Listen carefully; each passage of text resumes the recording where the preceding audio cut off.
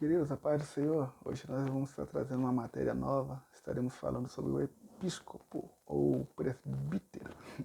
É a matéria do presbítero. Quem é este? Quem são estes? O que fazem? Qual é a função? Qual é a característica? Qual é a responsabilidade? Quais são os pré-requisitos? Da onde saiu o presbítero? Da onde saiu esse termo?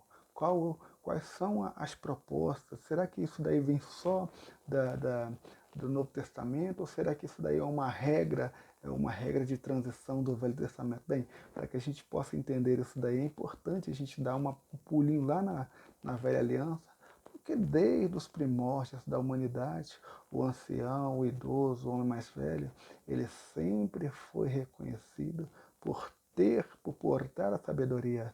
Bem, quando você olha a Bíblia Sagrada ali, principalmente eu coloco na apostila acerca da saída do Egito, quando o povo está no deserto, a gente vai ver uma dificuldade de Moisés estar julgando o povo.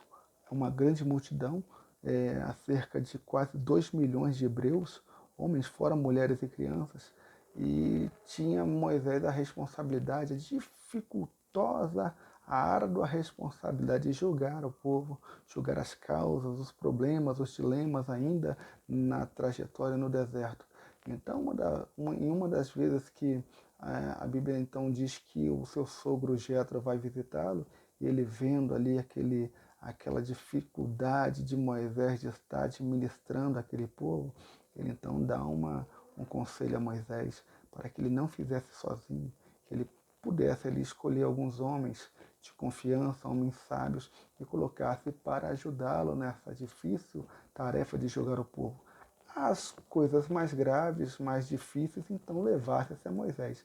Então, aí o Moisés agora passa a fazer isso. O texto lá em Números, Êxodo capítulo 21, perdão, Êxodo 21, 18, a Bíblia vai dizer então o seguinte: ó, e tu dentre todo o povo procura homens capazes, tementes a Deus, homens de verdade, que odeiem a avareza, e põe-nos sobre eles por maiorais de 1000, maiorais de 100, e maiorais de 50, e maiorais de 10. Perceba que a ordem era que fosse escolhido dentre todo o povo homens capazes, tementes a Deus, homens de verdade, que odeiem a avareza e que fosse colocado sobre o povo. A gente já começa a entender, já começa a perceber que desde lá no deserto já havia uma série de quesitos. Não era qualquer um que poderia assumir esse cargo, essa difícil tarefa de ajudar Moisés a julgar o povo, a liderar aquele povo. E no passado tempo, a gente vê ainda quando Israel já está constituída, habitando ali em Canaã, a gente vai ver, principalmente ali, tem uma passagem na história de Ruth, que o Boaz, quando ele vai ver a causa da Ruth, a causa da remissão, né, da posse das terras, a Bíblia diz que ele vai até os anciãos que ficavam à porta da cidade, e ali eles julgavam as causas do povo. Havia várias leis em Israel que era ordenado que se fosse até a porta da cidade e passasse, entregasse a lei, o problema aos anciãos, eles julgassem aquela lei. Percebe então que essa proposta de Moisés agora virou regra, e foi instituído na lei de Moisés para que houvesse uma continuidade. No passar dos anos, a gente tem uma série de leis, né, que foram instituídas no Sinai, cerca de 613 leis que comportam todo o decálogo, e nos dias de Jesus vai aparecer ainda o que a gente chama de tradição dos anciãos, mais 613 itens que não eram, né, e não estavam embutidas na lei de Moisés, mas foram acrescentadas pelos homens, pelos anciãos, e Jesus combateu essas leis, essas ordenanças, né, que eram lava-pés, haviam várias outras que não tinham, né, tanto significado, lavar copos, lavar o interior dos copos. Jesus combateu sobre isso, o ósculo santo, toda uma tradição, toda uma liturgia que os homens acabavam seguindo mais fielmente do que a própria lei, de Moisés. E quando a igreja foi estabelecida, foi instituída, estes homens que passaram agora, converteram-se do judaísmo para o cristianismo, eles tiveram um papel importante. Não foi deixado essa função.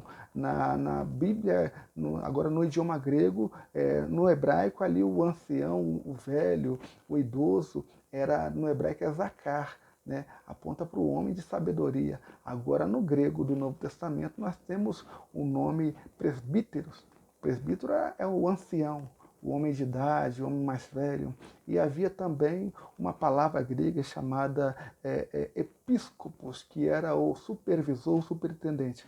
Essa palavra foi colocada ali para apontar o homem que era o encarregado de supervisionar. Seria um pastor de grande autoridade que estava ali à frente do povo.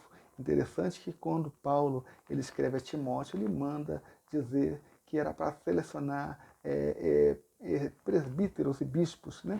E a regra era clara, havia uma exigência para separar esses presbíteros. Paulo chega a dizer, o que deseja o episcopado, excelente obra, deseja. Bem, e desejar o episcopado não é problema, o problema é ter as qualificações e estar preparado para assumir. A Bíblia, o episcopado, a palavra no grego episcopo, significa supervisor. E ela, quando a gente desconstrói essa palavra, ela é formada por duas palavras. Uma preposição chamada ep, que tem a conotação de sobre, por cima, por baixo, por trás, pela frente, por todos os lados.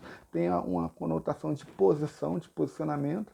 E a palavra escopos. Escopo é o observador, mas não é um observador qualquer. É um guarda, uma sentinela. Seria o atalaia, aquele que tinha que ficar na torre, aquele que tinha que ficar atento. E ele não podia deixar o inimigo se aproximar. Se ele visse à distância qualquer movimentação estranha, ele tinha que tocar a buzina e anunciar a presença do inimigo. O episcopo também tem essa função. Ele tem que ficar alerta, ele tem que ficar atento para não deixar que na igreja do Senhor se aproxime o inimigo. Você vê que nós vimos também em matérias anteriores acerca da lavoura do Senhor, que dormindo os trabalhadores aqui seriam os presbíteros, os pastores, os responsáveis pelo rebanho do Senhor, os responsáveis pela igreja do Senhor. Dormindo os trabalhadores, o inimigo veio e plantou o joio do trigo.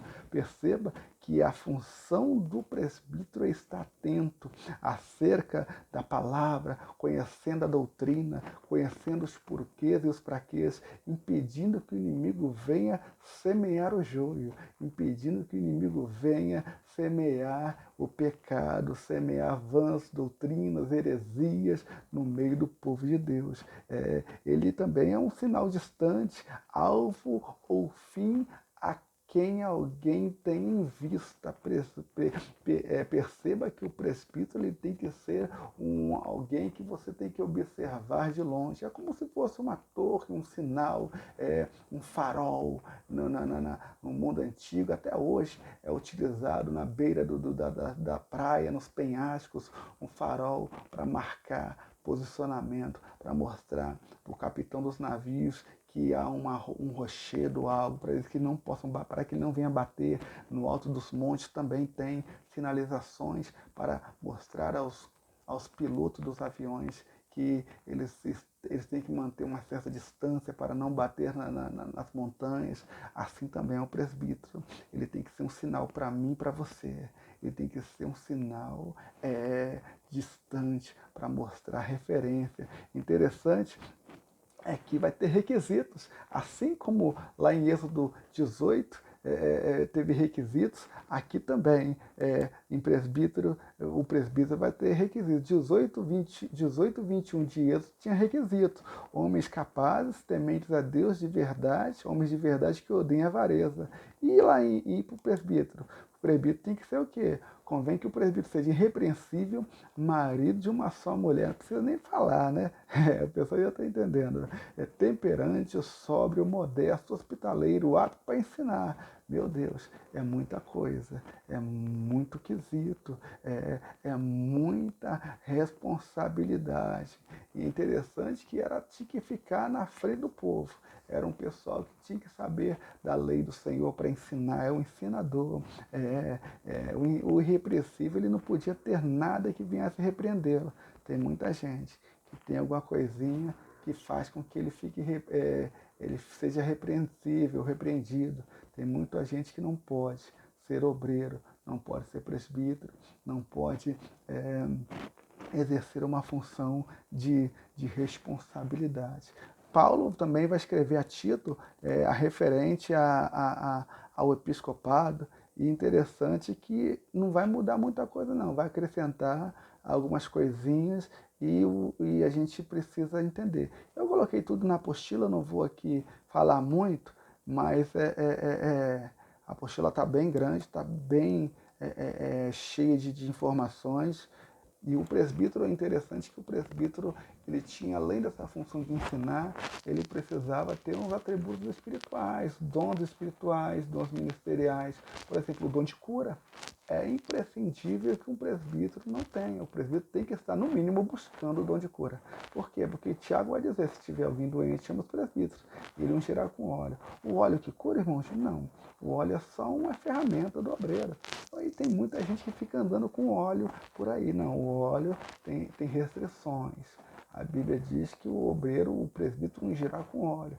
Então é de ministério para cima. O óleo não pode ser usado à reveria, o óleo não pode ser usado por qualquer pessoa. Mas a gente vê que hoje tem muita gente que fica andando com óleo dentro da bolsa, no bolso. Isso é um grande erro. O óleo é só para confirmar toda a liturgia do processo, mas o que cura é o dom de cura, a fé do obreiro, a fé do presbítero, o dom de cura do presbítero que vai fazer com que ele realize essa obra tão poderosa. Está escrito na Bíblia, se está dizendo, a gente não tem para onde correr. E a gente vai ver que esses homens de Deus fizeram coisas poderosas. Por exemplo, na questão ali daquela briga que Paulo teve, né? Tinha com os judeus por causa da lei, que eles queriam, os judaizantes que se converteram ao cristianismo, queriam impor as leis judaicas ainda dentro da igreja. Quando houve o concílio de Jerusalém, quem presidiu o concílio que foi Tiago, que era o pastor da igreja, mas os anciãos ali, os presbíteros estavam juntos. Nós vamos ver vários versículos que vai mostrar o presbítero, o ancião e o bispo trabalhando ali lado a lado, na liderança, enviando cartas, enviando as leis, julgando o povo. Então é importante que a gente veja essas informações. Eu deixei tudo aí na apostila. Eu quero que os irmãos leiam, que os irmãos estudem, porque é de suma importância para que a gente possa entender qual é o papel do presbítero, qual é o papel deste homem de Deus na igreja do Senhor, no decorrer dos séculos, na igreja primitiva, e qual é o papel do presbítero hoje, nos nossos dias, na nossa igreja, exercendo com excelência a obra, o episcopado.